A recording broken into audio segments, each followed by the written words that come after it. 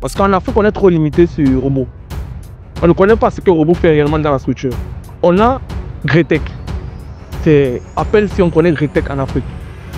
Vous voyez que ça fait déjà beaucoup d'informations que je pense que le 3 quarts des étudiants, peut-être, à part ceux qui font des recherches, peuvent connaître. C'est un problème de mentalité. Je ne peux pas dire que le premier problème dans le génie civil, c'est la mentalité. Et les étudiants aujourd'hui, quand il a soutenu, et qui sait qu'il faut au chantier, pour celui qui est ingénieur, il va arriver au chantier, on va dire qu'il va faire la visite des chantiers. On va faire les réunions du chantier. Il ne dessine rien. C'est le monsieur qui enfonce, qui fait le. La société qui enfonce, qui va dimensionner le bâtiment, on l'envoie. Lui, ce qu'il peut faire, c'est qu'il faut au chantier vérifier si c'est que l'autre a fait vrai. On a réduit peut-être les secrétaires, il n'y en a plus beaucoup. On a réduit les comptables, il n'y en a plus beaucoup. Tu vas aller maintenant, est-ce que dans le génie civil, tu as vu un jour, tu as allé faire un programme, tu as dit qu'il n'y a pas d'ingénieur. Ok, je vais te reprendre de manière claire. L'intelligence artificielle a fait les raccords de carrelage. Des bâtiments qui se construisent tout seuls, des routes qui se réparent sans intervention humaine, des ponts imprimés en 3D. Science-fiction? Eh bien non. C'est la réalité du génie civil 2.0. Aujourd'hui, on reçoit sur la chaîne M. Loïc Elombé, ingénieur en génie civil. On va discuter ensemble des enjeux de la technologie dans le génie civil et comment est-ce que cette technologie transforme complètement ce domaine. Alors, bienvenue à tous sur Parlons Tech. Ici, on parle de technologie, on parle d'innovation et on parle d'Afrique. Si ce sont des sujets qui vous intéressent, vous vous abonnez à la chaîne, vous activez la cloche de notification pour ne rien rater et vous partagez la vidéo au maximum pour qu'on puisse être référencé. Avant d'entrer dans le vif du sujet, je vais passer la parole à notre invité. Il va se présenter et nous dire un peu pourquoi est-ce que tu as choisi le génie civil. Bonsoir Jordan, et merci encore pour l'invitation sur ta chaîne. Ok, moi c'est Loïc Elombé, ingénieur en génie civil, option bâtiment et énergie et promoteur actuellement du cabinet LR Concept. On fait dans l'étude de faisabilité. On accompagne et on conseille nos clients sur les réalisations, surtout en Afrique. Et on leur permet de réaliser des plans de structure et architecture. Jusqu'ici, voilà à quoi est référencé LR Concept, dont je suis le promoteur. D'accord. Et pourquoi est-ce que tu as choisi le génie civil, par exemple? Ok, pourquoi j'ai choisi le génie civil? Le génie civil, je l'ai choisi à cause de certaines contraintes. Je veux le dire comme ça parce que, comme tout Africain, comme tout étudiant, quand j'ai eu mon bac, je pensais à faire la pétrochimie. J'avais ce rêve-là, je vais construire, je vais faire pétrochimie, je vais inventer. Mais après études, il fallait que je résolve un problème. Je devais résoudre un problème. Et le problème qui était le plus urgent actuellement, c'était l'habitation dont je vivais dans la maison de mon papa, qui était ce qu'on appelle un rez-de-jardin. Donc, c'était mon premier besoin. Rendre la maison plus stable. Ça, c'est le premier besoin. Le deuxième besoin, c'était au niveau des contraintes. Je voulais faire pétrochimie et on m'avait dit qu'il n'y a pas de débouché réel sur la pétrochimie au Cameroun. Et j'avais un oncle qui était enseignant pédagogique qui m'a dit tu peux faire dans le génie civil parce qu'aujourd'hui, le génie civil, c'est demain. Je me suis dit ok, j'ai un besoin qui est là, la maison de mon père, et j'ai un deuxième besoin à l'échelle internationale qui peut être accompagner ou résoudre des problèmes dans le bâtiment dans certains pays ou dans certains... Et pour l'Afrique, je me suis lancé, j'ai dit, ok, ça c'était l'élément qui a déclenché l'envie pour le génie civil. Et aujourd'hui, je me sens très à l'aise. Alors, le génie civil, c'est l'un des secteurs les plus vieux de l'ingénierie. Comment toi, est-ce que tu vois l'évolution de ce secteur-là au fil des années jusqu'à maintenant? Dire que le génie civil est l'un des métiers les plus vieux, je ne pense pas. Parce que je vais partir dans sa globalité. Aujourd'hui, je vais prendre un exemple simple, M. Jordan. Si aujourd'hui on est assis sur des chaises, ces chaises sont pour eux, c'est quoi? C'est du sol. C'est du sol. Si ce sol-là, est-ce que nous en tant qu'humains, est-ce qu'on l'a trouvé? Non. Non. Il a fallu que des ingénieurs conçoivent l'endroit là où on est, le cadre là où on est, pour qu'on s'y trouve. Et chaque jour, ils vont réfléchir pour améliorer ce cadre. Donc, dire que le génie civil est l'un des vieux métiers, oui, mais est l'un des vieux métiers qui aujourd'hui se développe encore plus. Parce que plus nous on va vivre, nous les humains, nous en tant qu'humains, nous allons vivre, plus ce métier va devenir encore une autre chose. Donc, dire qu'il est vieux et qu'est-ce qu'on peut arranger? Il évolue. Le génie civil, c'est un métier qui évolue. Et chaque jour qu'il évolue, d'autres branches, d'autres métiers à l'intérieur de ce génie civil naissent. Ce qui ouvre beaucoup d'opportunités dans d'autres personnes. En effet, aujourd'hui, on parle d'impression 3D, de capteurs intelligents, on parle de BIM. Est-ce que toi, en tant qu'ingénieur, tu as déjà été confronté à ces technologies-là? Impression 3D, BIM. Aujourd'hui, on ne peut pas parler de génie civil dans sa globalité sans parler de BIM. Je vais m'arrêter dans ce cadre de BIM. C'est quoi le BIM? C'est la modélisation des informations d'un projet. Je dis quoi? On a un projet on va modéliser. Il y a des informations. Aujourd'hui, si on parle d'impression 3D, on parle de BIM, c'est pour diminuer au maximum les erreurs qu'on trouvait auparavant sur des projets, pour qu'on ait des projets plus définis, plus concrets, avec moins de dégâts, et qu'on pourra connaître, qu'on pourra calculer sur 100 ans, sur 1000 ans. Aujourd'hui, quand vous avez dit au début qu'on a des projets qui... On a le génie civil est un métier qui était ancien.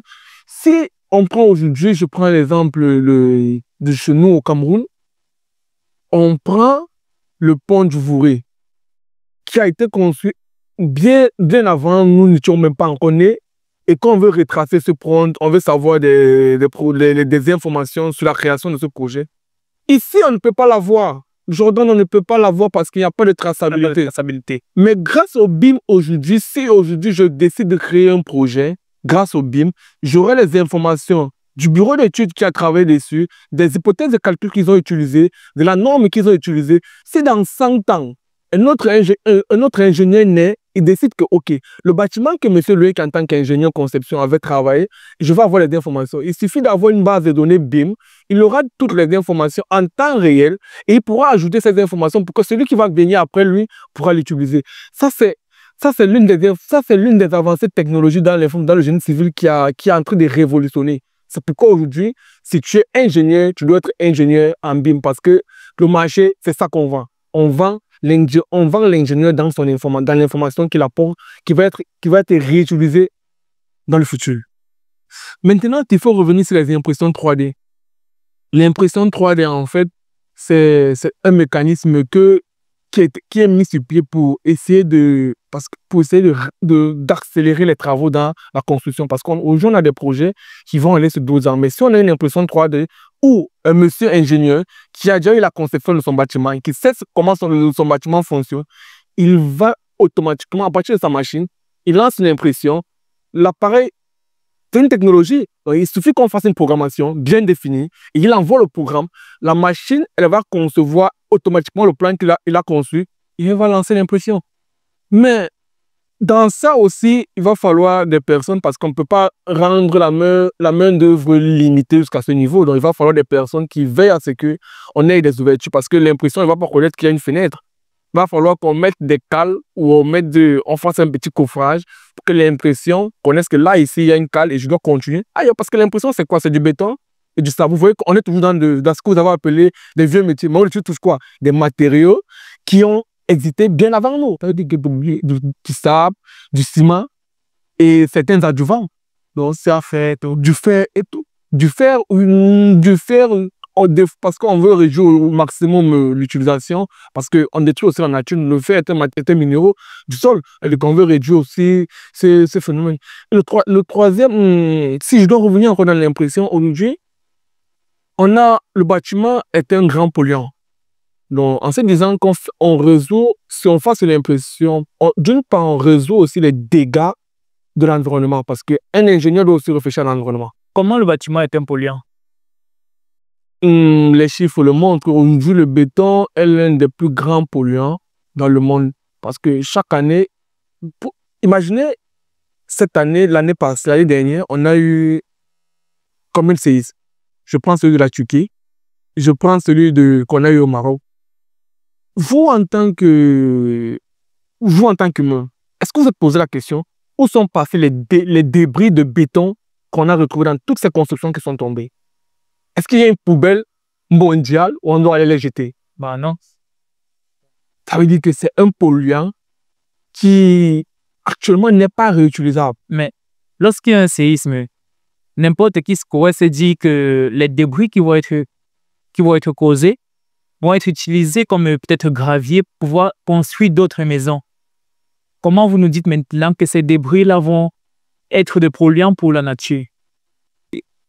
Ok, c'est une bonne question. Pourquoi? Parce que si on a ces je veux prendre, on va aller d'une manière naturelle.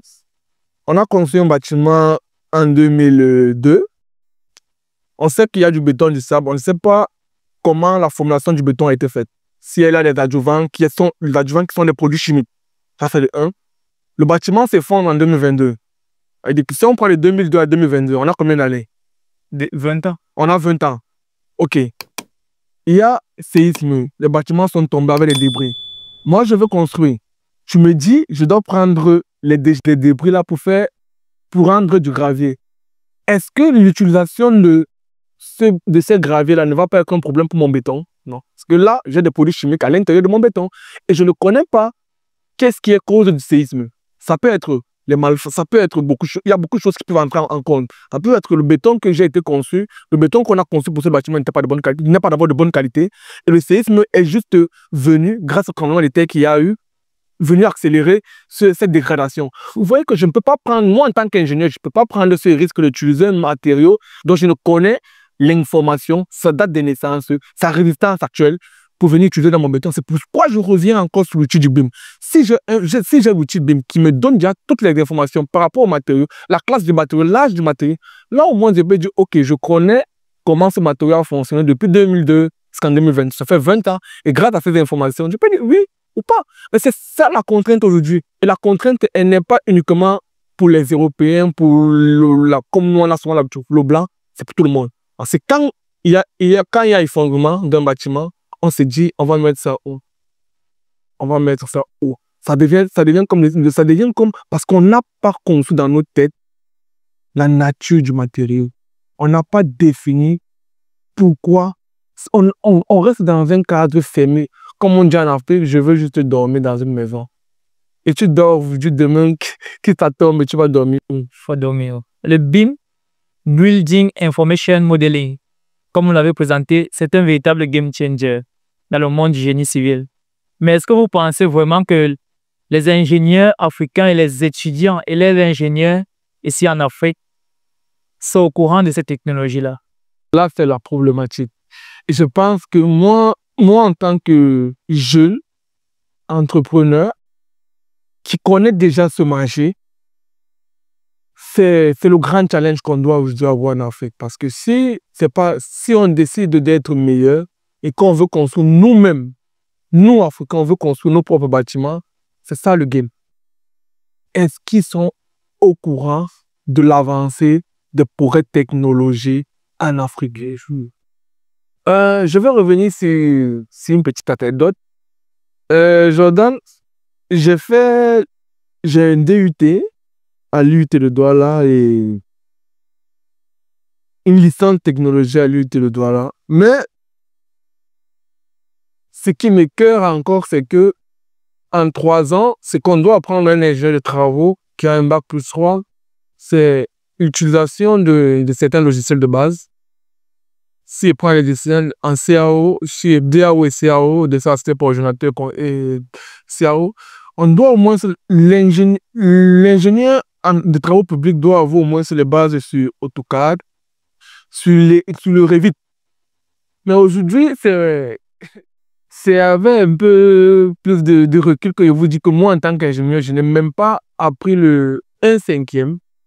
Pour dire, je n'ai qu'appris que je vais dire 1/5 même de la formation de AutoCAD. Ça veut dire que j'étais comme un novice. Mais si personnellement, je ne m'étais pas défini, je ne m'étais pas donné des bases, je n'avais pas créé en moi quelque chose pour devenir entrepreneur dans le génie civil, j'allais rester sur ce qu'on m'envoie à l'école et à la fin, j'avais devenu comme c'était de mes camarades. J'ai fini mes 3 ans, je m'en vais vendre dans une boutique où je m'en vais créer mon business à Mokolo où on vend des avis. Mais je savais où je partais, j'avais mes contraintes et je me suis fixé des objectifs. Et l'objectif m'a amené là où je suis aujourd'hui. Donc, si nos frères qui sont en Afrique, nos frères en Afrique encore, devront s'informer. Aujourd'hui, l'information est à qui veut la voir. Hier encore, pas plus tard qu'hier, on a créé une autre intelligence artificielle, DISEC, qui... Vous voyez que chaque jour, des choses vont naître.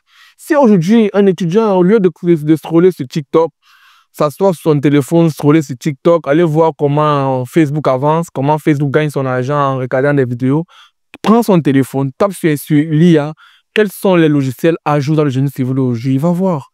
Aujourd'hui, dans le génie civil, on a des logiciels phares.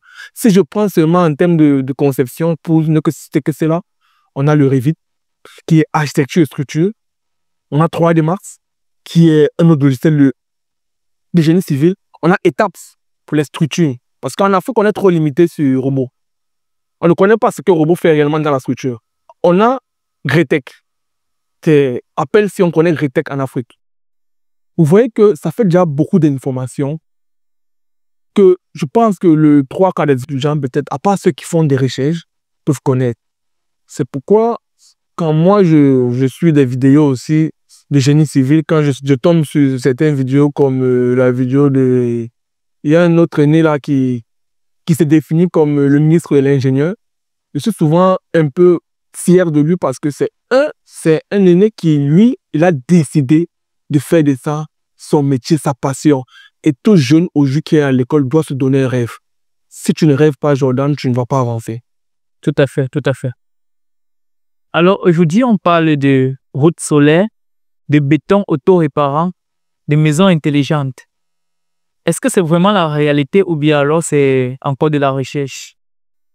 Je vais te dire que vraiment, on dit si en 2025,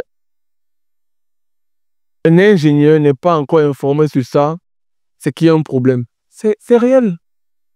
Et ce sont des trucs qui ont commencé bien avant.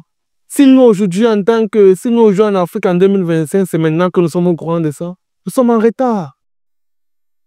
Nous sommes en retard. Nous sommes très en retard. Les maisons intelligentes, c'est bien, c'est pas des histoires de maintenant. Les États-Unis, en Chine, ils ont des maisons intelligentes. Ils ont des maisons intelligentes. La maison intelligente, c'est quoi, Jordan? C'est de la robotique classée. De la robotique classée. Assistée au génie civil. Savoir qu'on met un capteur sur un mur, c'est tout. Quand tu sors, la maison, la porte se ferme. Quand elle entre, elle connaît que tu vas arriver. C'est La lampe s'allume. La lampe s'allume. Aujourd'hui, c'est la même chose sur les routes solaires. On sait que s'il y a un trafic de 100 personnes, à partir de 20 h, il y aura des lumières. Après ça, c'est ça qu'on appelle, on a créé un nouveau écosystème dans le génie civil. Qui va respecter l'environnement, qui va aller selon les normes de la nature, sans toutefois abuser. Parce que, imaginez-vous par exemple, dites-moi si vous êtes dans votre chambre, et quand on vous appelle à 18 h que M. Jordan, là, il faut venir urgemment, vous devez signer un contrat. Vous avez la lumière qui est éteinte, vous avez tous vos appareils qui sont branchés. Est-ce que vous auriez le réflexe d'éteindre tous vos appareils dans votre chambre? Ben non, les chambres. Mais si vous avez déjà une maison intelligente, elle sait que tant qu'elle n'a pas ressenti la présence humaine à l'intérieur de la chambre, extinction des feux. C'est logique. Et aujourd'hui, on a divisé, c'est segmenté dans le génie civil parce qu'aujourd'hui, il y a les 20 ingénieurs qui vont sortir en pont et chaussée. Il y a les ingénieurs qui sont conçus bâtiments et bâtiments énergétiques. Bâtiments énergétiques. Et dans bâtiments énergétiques, on a quoi? On a ceux qui... On va parler du bâtiment, on va parler de l'énergie, de l'électricité, de la sonorité, de l'éclairage, de tout ce qui entre dans les nouvelles compétences du bâtiment. Et aujourd'hui, il n'y a pas ça. Quand tu vois un ingénieur en génie civil, jeune qu'il soit, il dit, je vais devenir ingénieur en pont et chaussée. Parce qu'on a dit que là-bas, il y a beaucoup d'argent. Mais l'argent là vient comment? Après un an. Mais si toi, tu t'es mis dans la tête que tu peux devenir quelqu'un et que tu définis ton écosystème que, OK, dans le bâtiment énergie là, comme il n'y a pas encore ça en Afrique, si je commence maintenant, dans 10 ans, quand on va vouloir reconstruire le Cameroun là, on va vouloir reconstruire, je serai le premier. On va m'appeler. Ce n'est pas que les demandants vont m'appeler parce que j'ai choisi quelque chose que les autres ne font pas. Ou s'ils font, ils ne sont pas spécialisés, ils font dans le tas. Ils sont même pas nombreux. Actuellement, on n'est pas nombreux. Parce que je ne travaille pas seulement pour le Cameroun, je travaille pour l'Afrique. Parce que si demain, nous sommes que 10, je suis que dans un marché de 52 pays, on va m'appeler. Celui qui est resté dans le bâtiment classique, poteau, poutre, dalle, le jour où on va l'appeler, il va dire que non, l'autre là, il ne connaît pas, il va partir se former, il va te faire trop tard.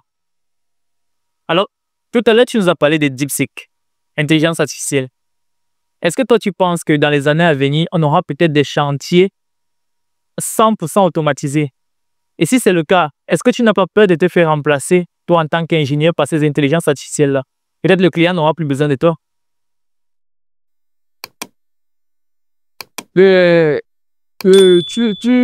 Au début en entrée de propos, tu as dit un truc qui était pertinent et je vais toujours m'arrêter sur ça, c'est que tu as dit le bâtiment, le génie civil est l'un des vieux métiers. Mais on va aller de manière terre à terre. Depuis que tu t'es sorti, depuis que les entreprises créent des intelligences artificielles, on programme l'intelligence artificielle pour résoudre ou pour réduire la main-d'œuvre, comme vous le dites là, bien, on a réduit peut-être les secrétaires, il n'y en a plus beaucoup. On a réduit les comptables, il n'y en a plus beaucoup. Tu vas aller maintenant, est-ce que dans le génie civil, tu as vu un jour, tu es allé sur un programme, tu as dit qu'il n'y a pas d'ingénieur? Ah, c'est la première contrainte. Est-ce qu'un jour, tu as vu dans un projet, tu as dit qu'il n'y a pas de chef chantier? Ça, c'est la deuxième contrainte. Est-ce qu'un jour, tu es arrivé sur un chantier, tu n'as pas vu un carreleur? Ça, c'est la troisième contrainte. Est-ce qu'un jour, sur un chantier, tu n'as pas vu un maçon? Ça, c'est la quatrième contrainte. Pourquoi? Parce que l'intelligence artificielle dans le génie civil ne peut que donner des informations que l'ingénieur devra vérifier et analyser avant de proposer à son client. Mais si on parle d'un chantier 100% automatisé, ça veut dire par exemple le carreleur, on met en place une machine et une intelligence artificielle. On définit la structure. Lui, elle, tout ce qu'elle a à faire, c'est venir, elle pose le carreau. Tout est déjà là. Elle vient, elle verse le béton, elle pose le ciment, elle pose les carreaux, tac, tac, tac, tac, tac. Ça va prendre moins de temps qu'un carreleur qui devait venir placer les carreaux, demander à boire, demander à manger et tout. Et ça va aller beaucoup plus rapidement et sera plus efficace, je pense. Ok, si le chantier est 100% automatisé. Ok, je vais te répondre de manière claire. L'intelligence artificielle a fait les raccords de carrelage. Ça veut dire que si dans ton plan, ton terrain est incliné et que ta chambre là donne une inclinaison, il y a un raccord d'angle qui doit faire. Est-ce que l'intelligence artificielle, c'est quelque chose qui est carré? Ça veut dire que c'est une résolution déjà définie. Est-ce que lui, le raccord que le carreleur va faire peut-être sur le coin de ta chambre pour rectifier l'erreur qu'on a là-bas, le mur que le maçon a fait, est-ce que l'intelligence artificielle va faire ça? L'intelligence artificielle va poser les plaintes sur tous les murs là. Non? Il ne va pas le faire. Il va toujours falloir que même si l'intelligence artificielle est passée, la machine qu'on a déjà programmée, elle est passée là, on appelle le carreleur pour demander que gars, corrige-nous un peu ou fais les raccords sur tout ce qu'il a fait là. Tu vois que même comme on va tout faire, il sera toujours là. C'est pourquoi moi, aujourd'hui, tout ce que je dois définir, tout ce que je me dois implorer dans l'IA, c'est que l'IA peut nous aider ou peut nous diminuer le travail parce qu'avant, on a quitté des plans à main où nos anciens enseignants faisaient des 4 jours, une semaine pour dessiner un plan sur un cartouche avec les critériums, les traits, et ils partaient donner ça aux clients sur des bouts de papier. À notre génération, on est revenu avec les AutoCAD qui nous permettaient de penser et de dessiner à la main. On a envoyé un plan bleu avec les couleurs qui étaient encore plus beaux. Aujourd'hui, on arrive vite. 3D Max qui aujourd'hui nous montre la 3D. Nous voyons nos maisons debout. On envoie ce client, il apprécie encore. Si l'intelligence artificielle maintenant nous facilite, ça veut dire que ok, le temps que tu vas réfléchir pour produire un plan qui te produise 4 plans, c'est-à-dire que tu as 4 idées différentes. Et parmi 4 idées différentes, forcément, tu vas trouver ton idée. C'est fait. Tu deviens plus, en temps que tu as optimisé ton temps et tu deviens plus productif et tu produis tu analyses facilement et tu trouves des solutions plus faciles. Donc là, en fait, en gros, ce sont des ingénieurs qui ne savent pas utiliser l'intelligence artificielle qui seront remplacés. Bon, selon toi maintenant, quels sont les enjeux, quels sont les plus gros défis auxquels fait face le génie civil aujourd'hui? Le premier défi auquel fait face le génie civil, c'est le défi humain. C'est-à-dire qu'aujourd'hui, on a des ingénieurs qui ne sont pas à jour, Jordan. On a des ingénieurs qui ne sont pas à jour. Ils ne sont pas informés de l'évolution du métier dans lequel ils se trouvent. Ça, c'est vrai. Ça fait le premier problème. Après, parce que si mentalement on est bien informé de ce qu'on fait, si on est à jour de ce qu'on est en train de faire, les problèmes que moi j'appelle secondaires aujourd'hui vont suivre. Parce qu'aujourd'hui, Jordan, est-ce que on utilise la même norme d'abord que les autres? Non. En Afrique d'abord, en Afrique surtout, comme les pays comme le Cameroun, les pays de l'Afrique centrale, on n'a pas une norme qui nous définit. Si on veut dimensionner un bâtiment et qu'en 1998, je dis n'importe quoi, que les ingénieurs français qui avaient défini la norme pour la France, on nous demande de travailler avec ça en Afrique centrale. Pas qu'il y ait un problème. Puisqu'on a créé les annexes françaises qu'on utilise, les DTU, on utilise encore, qui ne sont, il n'y a pas d'Africains qui ont travaillé par eux. Et dis-toi que chaque année, on a les écoles comme les Polytechniques, les FGI, enfin, un nouveau Polytechnique de Douala. On a les UIT au Sénégal, dans tous les pays d'Afrique. Mais on n'a pas une norme. Dans toute l'Afrique, on n'a pas une norme. Mais en Afrique francophone. En Afrique francophone, on n'a pas une norme. C'est au Maroc que tu peux trouver qu'ils ont le norme. Mais attends quoi? Qu'on ait un séisme en Afrique pour avoir que les ingénieurs s'asseyent et vont créer une norme. Non. Chaque année, on produit les ingénieurs. Et on n'est même pas, on doit même dire qu'on appelle pour créer même la norme, c'est même facile. C'est-à-dire qu'on fait les études. On a produit tel bâtiment en telle année. Quelles sont les informations qu'on tire derrière ces infos? On n'a pas tout ça. Mais toi-même, tu as dit qu'il n'y a pas de traçabilité. Il n'y a pas de traçabilité. Ça veut dire que c'est une chaîne alimentaire, non? Même les vieux ingénieurs, là, s'ils voient qu'ils sont déjà trop finissants et qu'ils disent que, ok, pour peu d'informations qu'ils ont là, on donne un peu même aux jeunes qui ont l'amour de l'école, là, qui ont l'amour de la recherche, là. On donne que non, les gars, faites les recherches. Pourquoi on n'envoie même pas les gens, on ne prend pas des jeunes ingénieurs, des majors même de promotion, même, dans les Polytechniques FG. On dit opération 5 ans. La Chine a fait comment? La Chine a créé un prototypage de personnes qu'ils ont envoyé aux États-Unis pour faire quoi? C'est pour comprendre la méthode. Pas pour se former, pour comprendre la méthode. Et de redéfinir la méthode selon leur contexte. C'est-à-dire que si aujourd'hui la soupe de la CEMAC là, à part quand ils disent que les gens vont s'asseoir pour définir la monnaie. Si les gens s'asseyent pour dire que ok, on va trouver une méthode propre à l'Africaine. On prend des personnes, opération 1 an. On les envoie même pas aux États-Unis, on les envoie qu'en Chine.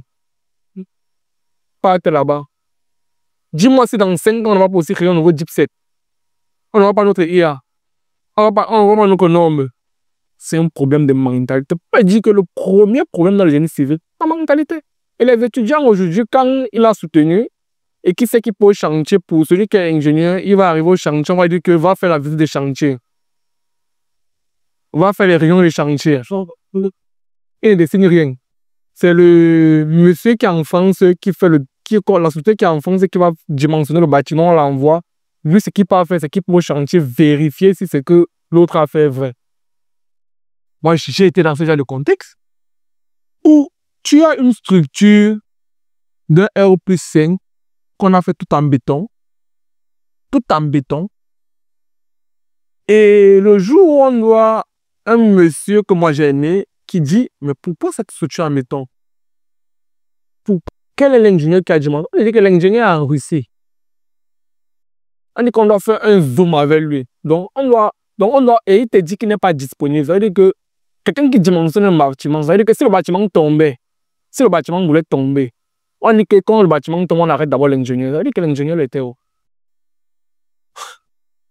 Oh, on va appeler qui? On va appeler les cartes bleues pour aller le chercher aussi. Tu vois que c'est un problème. Un gros problème. C'est comme ça dans tous les bâtiments. Je peux dire Cameroun. La majorité des gros projets au Cameroun sont faits par des étrangers. L'ingénieur qu'on forme alors au Cameroun, il fait affaire quoi? À suivre le projet, à suivre le chantier. C'est pourquoi on doit redéfinir cette mentalité humaine. L'étudiant doit se dire que comme je suis ingénieur, là, je dois résoudre les problèmes de mon pays. Moi, je suis Camerounais. Tout moment que l'État, l'Afrique aura besoin de moi, je vais pas dire. Parce que j'ai un besoin, c'est mon devoir de résoudre tout ce que je dis là en Afrique. Je dois créer l'environnement que moi je veux pour l'Afrique. Pour l'Afrique. Exactement. Exactement. En fait, on est confronté à de très gros problèmes, en fait. Bon. Là, il y a un petit fait qui est sorti dernièrement. On a vu Elon Musk qui faisait la promotion des maisons portables. Des maisons assez simplistes. Les gens ont dit que non, il est radin, il est chiche, il ne veut pas consommer son argent. Tout simplement parce qu'il faisait la promotion des maisons que tu peux te déplacer avec. Est-ce que toi, tu penses que ce sont des prototypes en fait qu'on peut implémenter ici en Afrique? Est-ce que ça peut marcher dans notre environnement? Pourquoi on doit se dire qu'il est chiche? Au Cameroun, chacun veut sa part. Au Cameroun, en Afrique, chacun veut sa parcelle. Si tu mets aujourd'hui à 10 heures, tu peux avoir cette parcelle. Non. Mais la maison que l'on Musk a mis qu'on se déplace avec, il peut mourir là demain. Une autre personne va utiliser la maison là. Non? Tu vois que c'est un problème de mentalité, non? Parce qu'on est agrippé à quelque chose qu'on ne va pas. On est venu trouver. On est agrippé mentalement à ça. Alors qu'on doit développer notre intellect pour rendre les choses faciles. Tu vois que, je prends un exemple simple. Tu dis qu'au Cameroun, quand tu as un terrain de 500 mètres carrés, avant même que tu ne construises, tu mets d'abord la clôture. Pourquoi? Tu mets d'abord la clôture. Il dit que je mets d'abord ma clôture. C'est quoi, il sécurise le terrain? Il dit que je sécurise mon terrain. Le jour où tu fermes l'œil, tu pars le terrain là. Tu pars en France, tu pars au Maroc même, tu pars même dans certains... En Chine, on fait quoi? En Chine, aujourd'hui, on construit, on vend les tâches. Beaucoup de personnes vont dire que c'est parce qu'ils sont nombreux. Mais si je reviens dans le cadre africain, où aujourd'hui, on construit, on dit qu'on fait d'abord la barrière. Maintenant, je vais te prendre une anecdote. J'ai un client avec qui on est en train de travailler actuellement. Il me dit, Loïc, j'ai 500 mètres carrés. Je ne sais pas ce que je vais construire, mais je vais d'abord mettre la barrière, la clôture. Il lui dit, monsieur, vous avez combien d'enfants? Il me dit, Loïc, j'ai 5. Vous avez une femme? Il me dit, oui. Je dis, ok. Si les 5 enfants que vous avez, donc demain, quand vous allez mourir là, ils vont commencer à dire quoi? Que c'est la maison de papa qui était stoppée là. Mais si toi, maintenant, moi, tu me demandes de construire 500 mètres carrés, moi, je ne peux pas construire 500 mètres carrés. Je ne peux pas te faire la barrière de 500 mètres carrés. Je veux faire ton plan sur 300 mètres carrés avec clôture. Les 200 mètres carrés qu'il y a là à côté là, quand les enfants auront besoin, ils vont faire un projet familial. Toi étant là ou pas, quand tu vas définir déjà ça, tu vas créer quelque chose. Si tu as aujourd'hui 1 million et que tu as même avoir 1 milliard, si les 1 milliard, pour te rendre honneur, ils vont créer un bâtiment. Le bâtiment sera à côté de ta maison, ça ne sera plus ta maison, ça sera la maison familiale. C'est les mentalités qu'on fait qu'on n'a pas. On n'a pas cette mentalité en Afrique. En Afrique, c'est que je construis sur tout mon terrain. C'est pourquoi beaucoup d'idées me viennent sur la tête. Je me dis souvent, ça c'est un projet de rêve. Hein. J'ai envie de construire au Cameroun des bâtiments vraiment très hauts pour tous ces enfants peut-être de la rue, des enfants qui n'ont rien à manger. On les loge dans ces espaces. Je sais qu'avec la foi et l'accompagnement de Dieu, je peux l'atteindre. Construire des bâtiments où on sait que par niveau, on peut abriter une famille démunie, qui n'ont pas de quoi manger. On abrite une famille. Vous allez voir que mes bâtiments, dès que je les mets sur pied, j'aurai beaucoup de personnes là-bas. Mais donc, vous voyez, et tu vas voir, ça va se faire sur des petits espaces. Mais tout ça commence d'abord par quoi? Par un plan d'urbanisme. Pas les plans d'urbanisme au Cameroun. Mais là, la Chine est développée parce que donc voir un plan d'urbaniste. Mais que fait alors la communauté urbaine? Tu vois le problème de la communauté urbaine. Toi, ton problème, c'est la communauté urbaine. Qu'est-ce que fait le ministre du cadastre? Comment est relayée l'information pour que la communauté urbaine ait d'abord les plans pour dire que, ok, moi, je veux prendre ma ville, la communauté urbaine de Douala, fait l'aménagement de la ville de Douala. Il n'y a pas d'abord une traçabilité sur l'information. Au Cameroun, quel est le plan d'aménagement du Cameroun? Mais je pense qu'il y a un plan d'aménagement pour le Cameroun. Tu peux avoir ça. Peut-être tu peux demander par ta vidéo là maintenant, demain on nous donne. Bah, s'il y en a, mettez le lien en commentaire et peut-être qu'on aura le plan d'aménagement. Parce que moi aussi, peut-être ça va m'aider. Parce que tant qu'on n'a pas un plan d'aménagement du Cameroun, c'est un problème. C'est un problème. On a les topographes. On a des géomètres. Quels font le travail? Moi, je veux avoir des messieurs géomètres qui me disent OK, Loïc, pour être ingénieur de conception, on a des grands cabinets d'architecture, on a des grands cabinets de géotechnique, de géotechniciens, de topographes. On s'assoit ensemble, on repense l'aménagement du Cameroun. Et tout le monde sera appelé à la table. Pas rien que les géomètres, pas rien que les architectes, pas rien que les ingénieurs génie civil. On lance un appel d'offres global.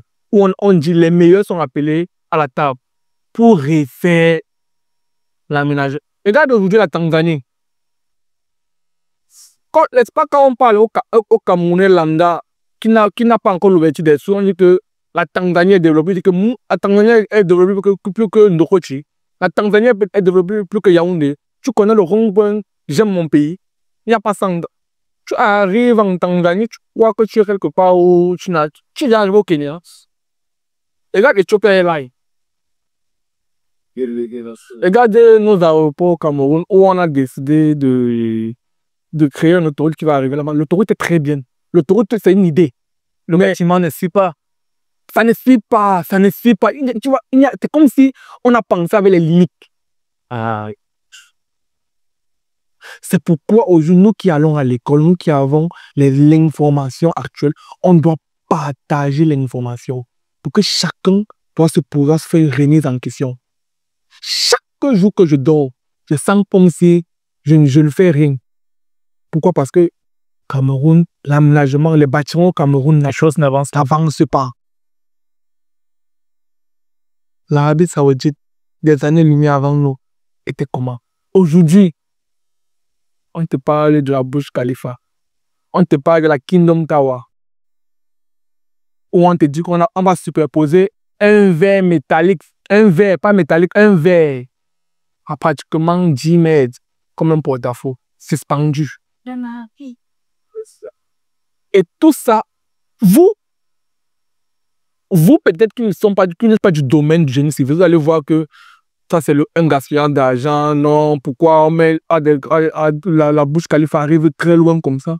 Mais c'est hyper technologique, Jordan.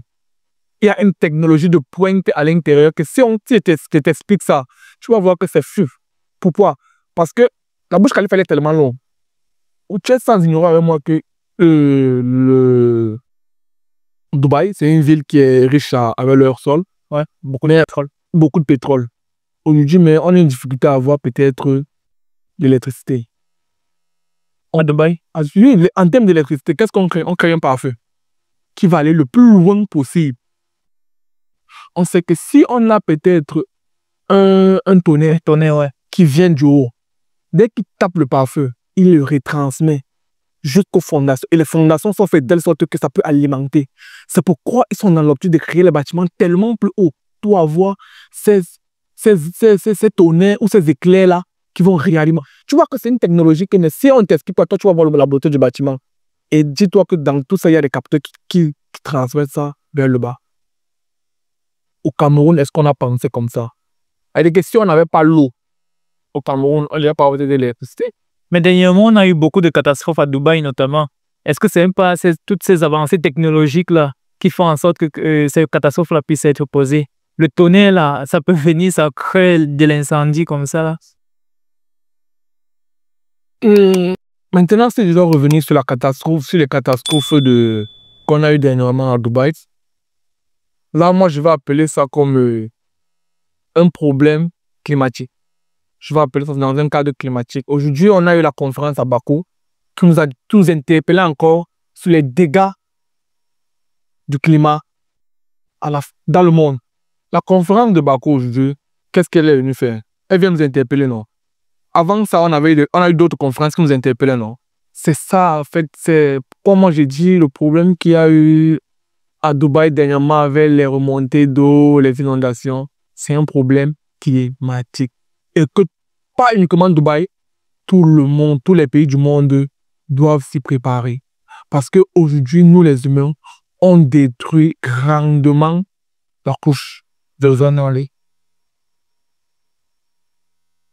On a les voitures qui vont avec. On a même les usines, l'industrie, les avions. Le plus grand remarque, c'est aujourd'hui, moi, j'ai fait une expérience qui ne m'a pas menti. Et que je pense que si on étudie ça même là, on aura des réponses. Jordan, les avions, pendant la période du Covid, les gens restaient chez eux, les chefs d'entreprise ne voyageaient pas. Il n'y avait pas les meetings où on va appeler la conférence Chine-Afrique, la conférence France-Afrique, États-Unis-Afrique, où les chefs d'entreprise devaient faire 10 jours de voyage, aller-retour dans les avions jet privés. On n'avait pas un flux élevé. Est-ce que tu as vu un changement climatique énorme? Est-ce que tu as entendu qu'il y a eu une inondation? Pourquoi? Parce que on était en diminution. Il ne s'était pas détruit. Bon, je te prends un exemple qu'il est. Mais depuis qu'on a repris avec, on est sorti du confinement. C'est quoi? C'est les inondations, non? On a commencé où? À Dubaï, non? À Arabie Saoudite, non? En Arabie Saoudite, non? On est parti où? Dernièrement, aux États-Unis, non? Mais je ne vois pas nos pays d'Afrique là où quand il pleut, c'est quelque chose. Toi-même, tu vois les vidéos, non? On porte que les gens. Bientôt, on va porter les voitures. On porte même les voitures. Tu vois que d'un commun accord, c'est l'être humain d'abord qui doit changer la mentalité. Ça, c'est vrai. Yeah. C'est vrai. Respectons la nature nous donnera plus. Si on respecte la nature nous donnera plus, beaucoup plus, beaucoup plus. C'est pourquoi, à un moment, quand je suis ce monsieur qui est pour moi une icône de manière mondiale, Elon Musk, qui aujourd'hui, lui, il a compris un peu la nature. Il crée des choses électriques. Mais si tu dis que Elon Musk est une référence aujourd'hui en matière de sauvegarde de nature, ça veut dire qu'il y a un problème. Quand tu prends par exemple SpaceX, quand tu prends Tesla, ce ne sont pas des trucs qui sont bénéfiques pour la nature. Quand une fusée décolle là, la production, parce qu'on dit qu'aujourd'hui, les moteurs électriques ne produisent pas du CO2 et tout. Mais pour produire ces moteurs électriques-là, ce sont des usines qui sont mises en place. Toute cette industrie-là, en fait, ça produit énormément de déchets pour la nature. Comment est-ce que tu peux dire qu'Elon Musk est une référence? Quand je parlais de M. Elon Musk, je parlais dans le sens que lui, au moins, en créant XP, en créant les voitures électriques, il a quand même une idée de la nature. Il y a d'autres personnes qui n'ont pas une idée de la nature. Elle dit qu'il veut seulement que l'argent. Industrie, argent. Et là, on commence, aujourd'hui, on va dire tout ce qu'on veut. Mais si on revient dans la demande, dans la déontologie, il respecte au moins sa nature. Savoir déjà qu'on peut quitter du moteur qui doit démarrer à quart de tour. C'est pour la fumée sort.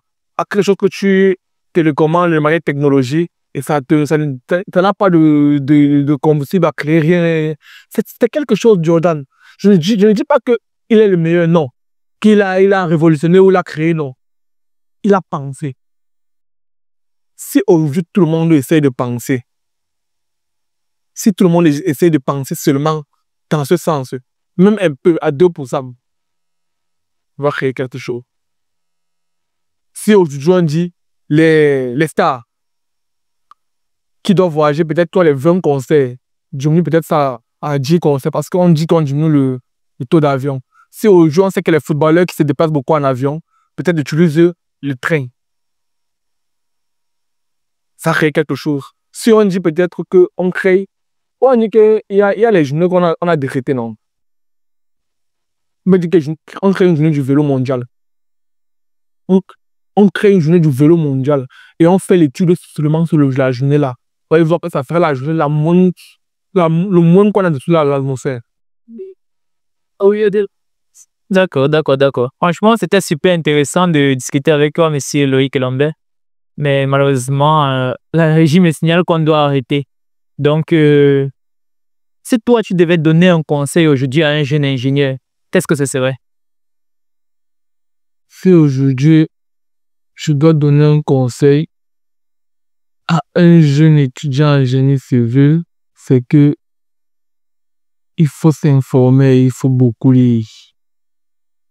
On a déjà, je vais prendre un exemple, le grand frère, M. Wilfried Evaga, qui a sorti un livre récemment, SOS, allez lire. C'est un géomètre que moi je suis depuis sur des plateformes. Il faut aller lire. Lire, ce n'est pas lire un roman. Lire pour comprendre. Il faut télécharger des documents qui vont vous aider à lire. Aujourd'hui, moi, quand je voulais me documenter, je lisais le guide du tâcheron, Jordan. Ça a 9 tomes que moi j'ai. Peut-être t'as pas avoir cours, j'ai 9 tomes. Ça veut dire que quand je pars à l'école, ou quand je m'avais fait une formation, le guide du tâcheron va te voir. Il faut lire, on ne lit pas. Donc le jeune étudiant doit se dire que ce que l'enseignant lui a donné que 10%. Les 90% là, dans la lecture, dans la recherche, il doit rechercher l'information. Il y a chat.